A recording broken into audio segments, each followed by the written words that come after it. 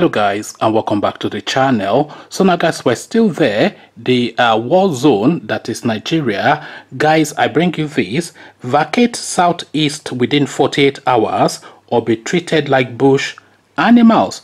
Ohanaeze youth warn the Fulani headsmen. So it is the Ohanaeze Ndigbo youth wing now that we're speaking to this time around.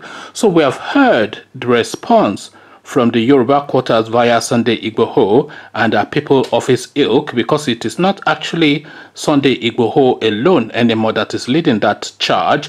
There are other lieutenants now of the same ilk that are coming out now from the interlands to back up the Sunday Igboho movement. So we have heard the now enough is enough that is coming out of the southwestern region, and you would look to hear that, especially seeing what is going on in that region at the moment.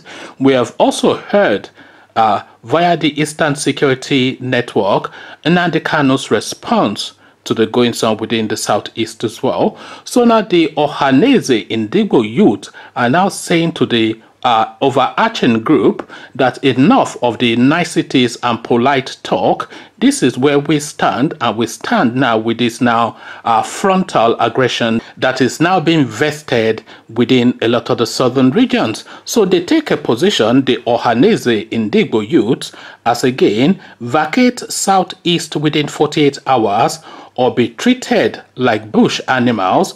Ohanaeze youth warn Fulani headsmen. So now let's now find out exactly what this warning entails. The youth wing of the Apex Igbo socio-cultural body, the Ohanaeze Ndigbo, has given a 48 hours ultimatum to every Fulani with AK-47 in any part of the southeast to vacate or be treated like bush animals. The ultimatum is coming on the heels of the revelation that over 332 Fulani camps across the southeast are occupied with AK-47 carrying Fulani militia. According to a newspaper, a former Deputy Inspector General of Police, DIG, Celestine Okoye, had in an interview said that there are 332 Fulani headsmen settlers heavily armed with AK-47 rifles across the 5 states of the southeast zone, waiting to unleash terror on Ndigbo. National President of Ohanaeze Youth Council, Igboayaka, who said the revelation had corroborated an earlier similar report by a civil society organization, said Igbo youth would not sit idly to watch terrorists circle and invade Igbo land. He therefore warned all Fulani headsmen with AK-47 rifles to immediately vacate their hidden location in Igbo land within 48 hours or risk being treated like bush animal wherever they are sighted with weapons.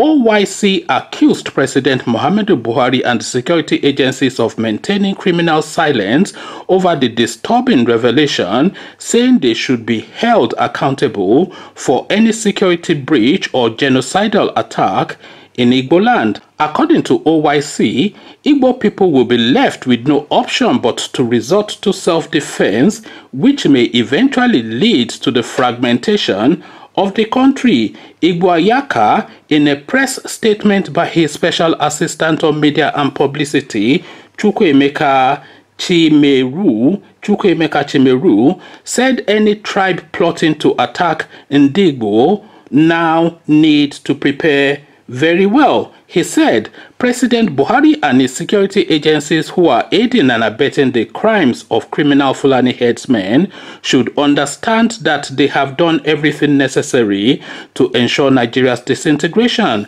The statement continued, this revelation is in line with the recent research made by International Society for Civil Liberties and the Rule of Law, one of the leading civil society groups in Nigeria, wherein they published that 433 locations in Igbo land are domiciled by these dreaded Fulani headsmen waiting to attack the entire old eastern region.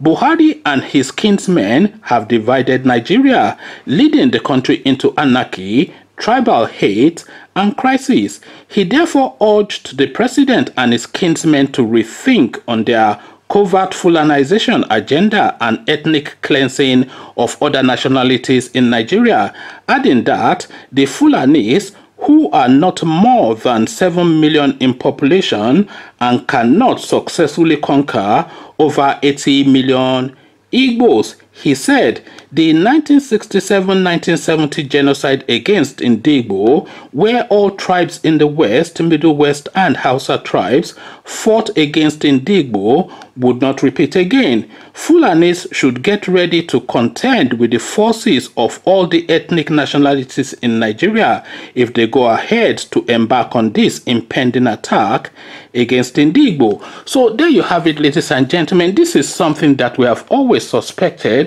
and this is not something, by the way, that is peculiar to the Ndigbo. It is the suspicion of every Nigerian, especially the southern Nigerians, especially Nigerians in the southern part.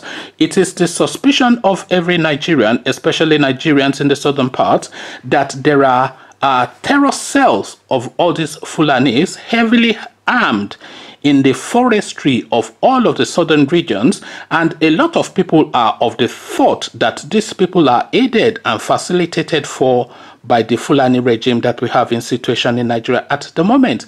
This is the belief system within Nigeria, and this is what people believe. And you now have a DIG, a Deputy Inspector General of Police, now coming out to say that investigations within have identified that indeed these terror cells are lurking in the forestry in Igbo land. So they are lurking in the forestry in Igbo land. They are lurking certainly in the forestry in Yoruba land, and they only really need just that signal from their leaders to say way into them, and there will be a genocide like has never been seen before that will happen within the southern regions of Nigeria. Maybe they'll wait for Buhari to leave, and then of course the first year of the new president is where they will visit now this havoc upon the southern regions. This seems like the plan, so that then they will just finish it off.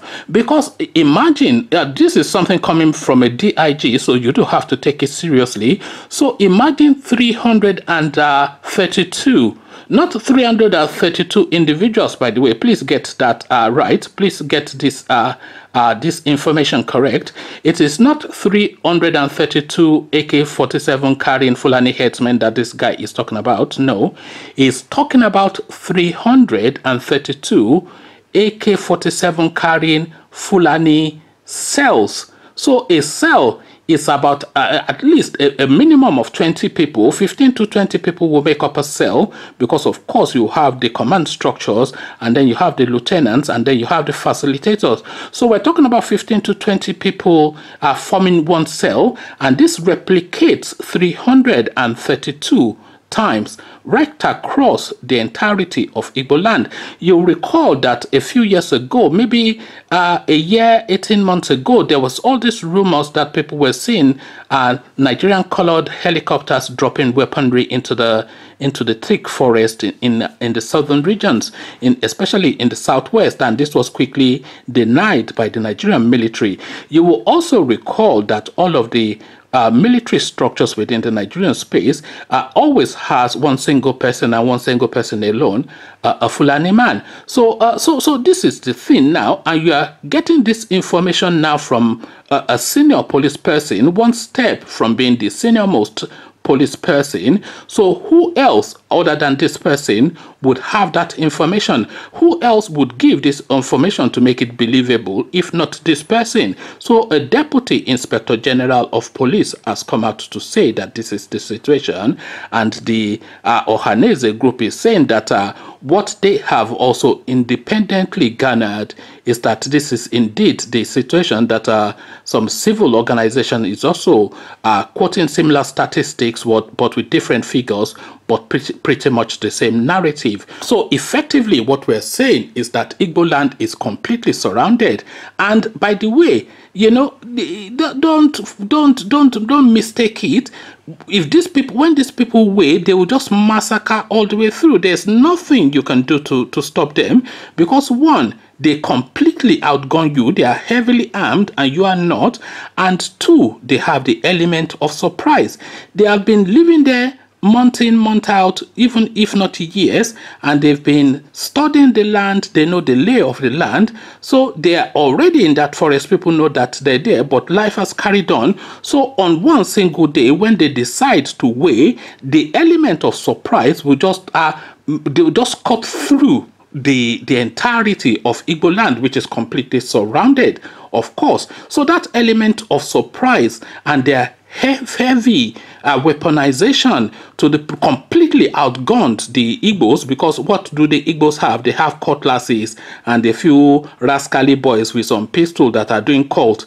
This is pretty much the weaponry of the Igbo people against heavy AK-47. So they'll just massacre their way through and there will be no stopping it. You know, this is really where the point is. But where is the way out of it?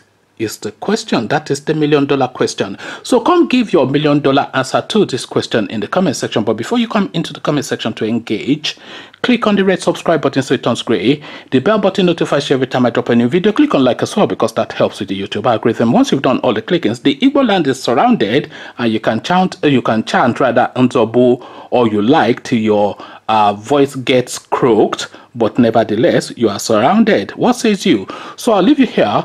Carry this conversation on with you in the comment section, but here I say